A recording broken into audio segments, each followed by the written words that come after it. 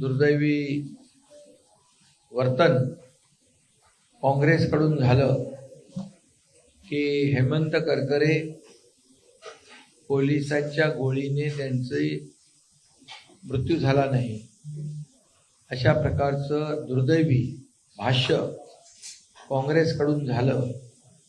मला वाटतं वडेट्टीवारांनी केलं. हे अतिशय दुर्दैवी आहे.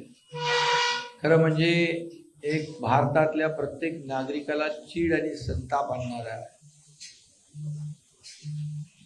या देशासाठी ज्यांनी बलिदान दिलं, या मुंबईवरचा हल्ला परतवून लावण्यासाठी हेमंत करकरे, कामटे, साळसकर, ओंबळे असे अनेक पोलीस धारातीर्थी पडले.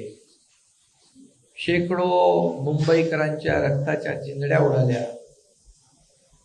निष्पाप नागरिक होते आणि या निष्पाप नागरिकांना पाकिस्तानने या कसाब करवी मारलं. त्याचं दुःख नाही.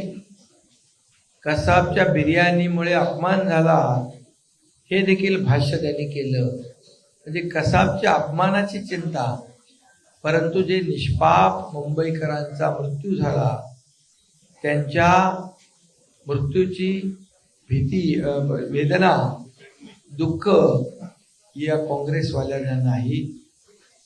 आणि अतिशय मोठं भाष्य, जे दुर्दैवी भाष्य, शहीदांचा अपमान करणारं, ज्या मुंबई पोलिसांनी, NSG कमांडोनी या मुंबईवरचा हल्ला परतवून लावण्यासाठी जे शौर्य गाजवलं, त्या शौर्य गाजवलेल्या सर्व पोलिसांचा आणि शहीदांचा अपमान आहे. खरं म्हणजे ओंबळे यांनी तर पाकिस्तानच्या कसाबला जिवंत पकडण्याचं धाडस केलं. ना बंदूक होती, लाठी होती, फक्त पोटात सगळ्या गोळ्या घेतल्या, परंतु कसाबला सोडला नाही. ही देशभक्ती आहे, ही राष्ट्रभक्ती आहे आणि हे देशासाठी बलिदान. आणि म्हणून या काँग्रेस हा देश प्रेमींचा, या ठिकाणी देशातल्या शहीदांचा अपमान त्यांनी केलेला आहे आणि म्हणून त्या अपमानाचा बदला देशवासीय